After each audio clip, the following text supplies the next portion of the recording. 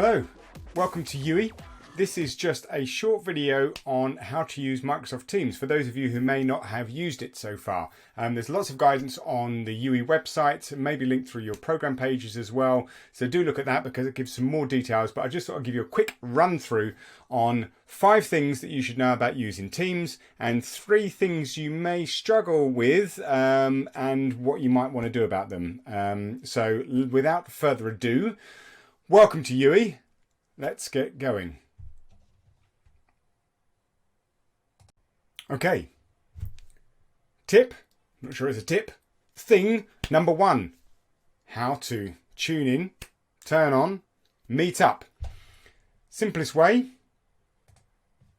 to start with is to begin with your perhaps My UWE. If you click on your email, at the top of your email, you're going to end up with these 9 dots. They're sometimes known as a waffle. So click on those and you will see that you'll have access to lots of Microsoft Word product, Microsoft Office products. If you click on Teams, that should open up the Teams app in a web browser, and it might ask you to download the app. The app's quite useful, so I would recommend downloading the app if you can. It should be available for your computer. If not, you can just use it within the browser, and that has lots of the features too. So when you get to your Teams, it will look a little bit like this. In fact, it might not look exactly like that. It might look a bit more, let's get my head out of the way here, like this, because often it starts with a grid view. You can change the views like everything in Teams. It is easily modifiable to your own personal ways of viewing it. So remember, the way you view it is not necessarily the way other people view it. So change it to what works for you, if you want it dark mode or whatever. So you will have access to your team. And as you go through your university career, you might have more teams that you belong to. You might have sports teams, you might have yoga groups, you might have student union teams, all different things. And these are just ways of communicating with a collection or group of people. They're also ways of communicating with individual peoples. So if you click on your team, it will go into your team, and each team will have a general channel and then may have some smaller channels. So within the general channel will be a chat to everybody within that team. Remember, a team within the bigger Microsoft Teams is just a collection of individuals with a shared focus or purpose. So it may be a program team, it may be a module team, depending on how you do it. And this is for conversations, communications. Remember, Blackboard is your key place for your learning. This is a way potentially that your program team or other groups at UWE may be using kind of conversations to have chats with you, and you might work with other groups of students outside of your formal lecture time. So your team will look like this, and it will have a set of channels. To start with, it will have a general channel. This is a main channel which everybody, as I said, chats to everybody else in the group, and it may have some smaller channels. It may not be set up to start with, or they may be set up as I go through. These are just smaller subsections of that main channel. So smaller groups, if you've got everybody in the main channel, so there's 50 people, and in these you might have 10 people in each of them. Maybe like a seminar group, for example. Excuse me. So if you've been allocated to a smaller group, if I click on it, it may look like this to start with. This is just an empty group, and you can just, the simplest way to get a conversation started is to click on there and say hello. And this is a conversation, and if someone wants to respond to you, they can just click on reply, hello you, and you can start a conversation with a number of people. If you want to start a new conversation, you can click on new conversation, and if you want to make it a bit more clear about the weather,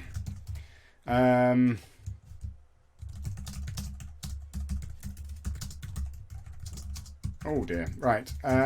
So we want to start a conversation about the weather. And so people can reply here, cloudy, or whatever it may be. And you can see, now people can still come in and have a chat about their hello, and you can start having these conversations about hello in here, or people can come in and start talking about the weather here, and have conversations in here. And if you like a particular message, you can just go, oh dear, that's a bit sad. Or you can say this one's nice, and you can give it an emoji. Remember, you can only give one thing per message, so I can't change it. Either it's a heart or it's a smiley face. So you choose your emojis which you want to adorn your messages or other people's messages. So that's the simplest way to have a chat. You can also meet up face to face. That means my face, your face, the faces in this channel or in the general channel with everybody. So if this is a small group in this channel and we want to have a meeting, the very simplest way is a little camera there that says meet now. And we've got two options. We can schedule a meeting. So if we want to meet next week, and I can schedule a meeting within that channel for those people within that channel, and I want to call it something in particular, and that will get allocated within that channel, a calendar invite, or I can just click on meet now and we suddenly open up a meeting within this group. And I'm going to connect and join up to this meeting. So I'm starting it. It won't be able to access my video because I'm using it in the camera. But you'll see here, this is what it looks like. These are the people in the meeting who are available to be included in this meeting. And what I can do is a number of things. If I want to say something and other people are talking, then I can put my hand up and be polite, and that will raise my hand. And you'll notice here all of the people have their hands raised, and that's me. And I can lower my hand if I want to add a chat.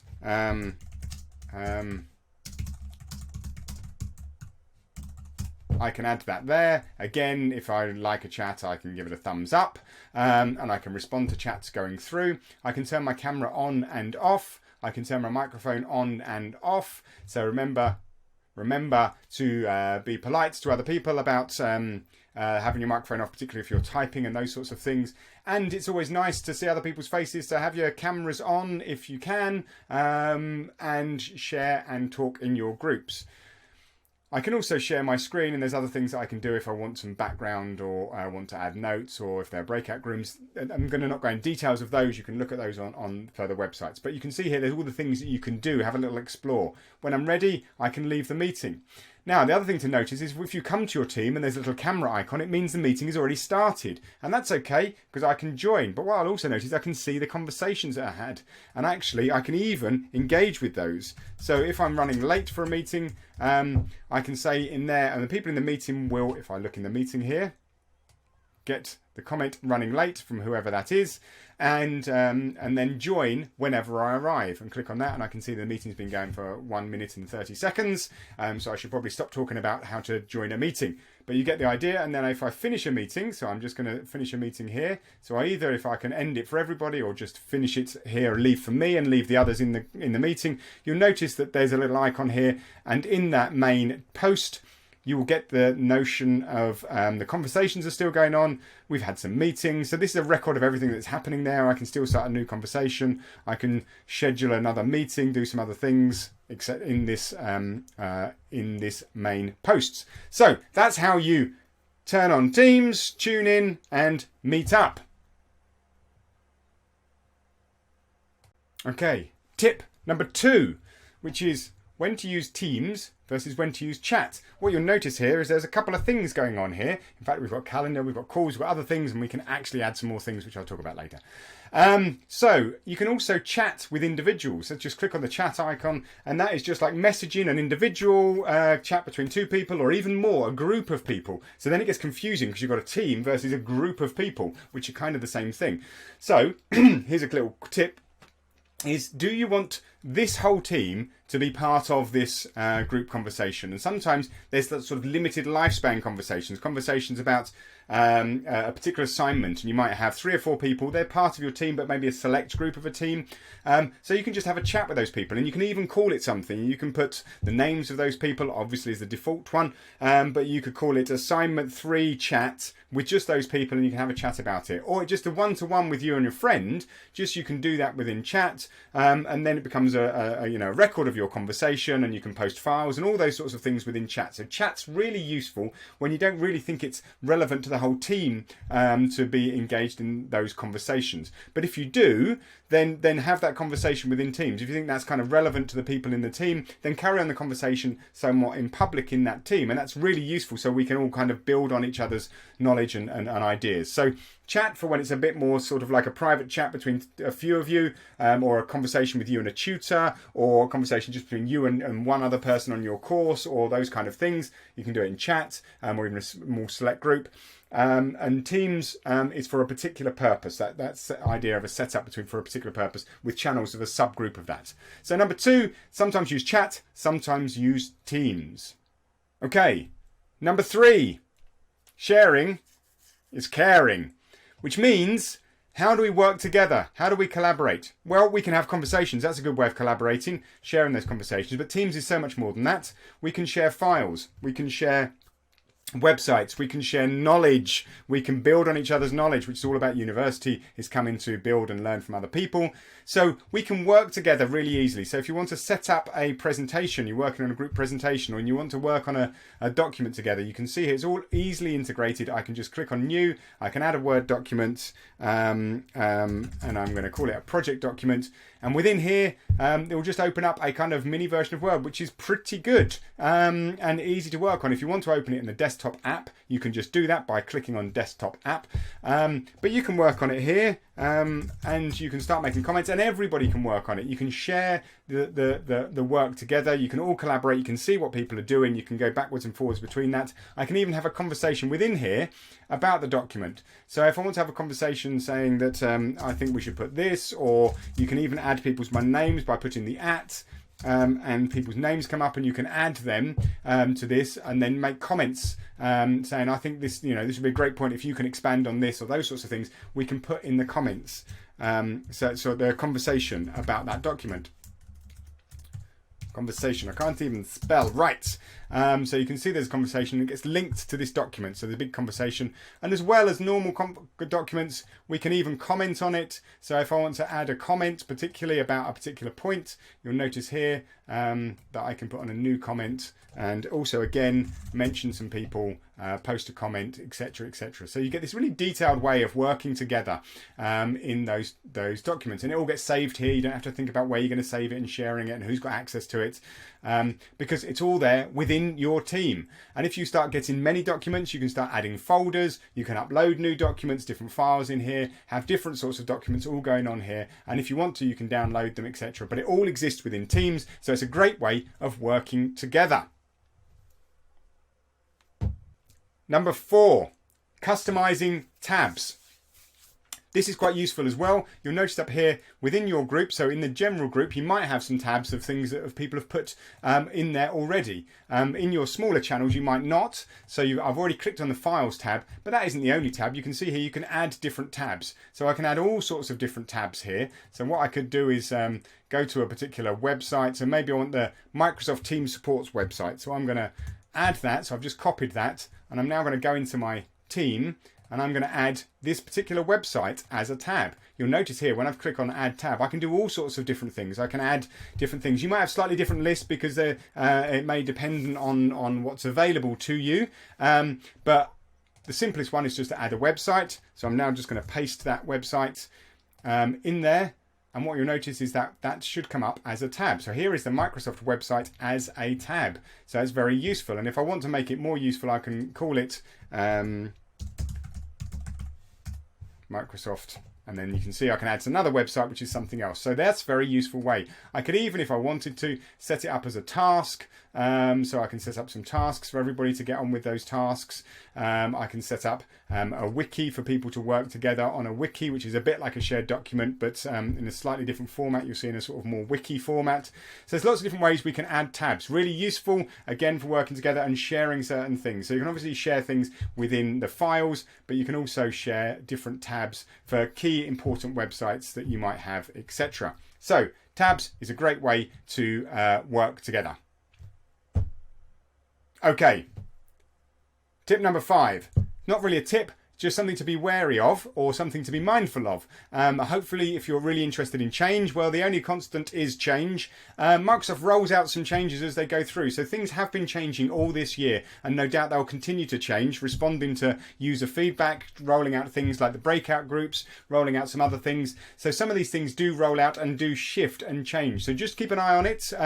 And so also sometimes what you might not have, other people might have. So do check for updates on this. So it's quite useful because you can see whether there's any updates that you might have.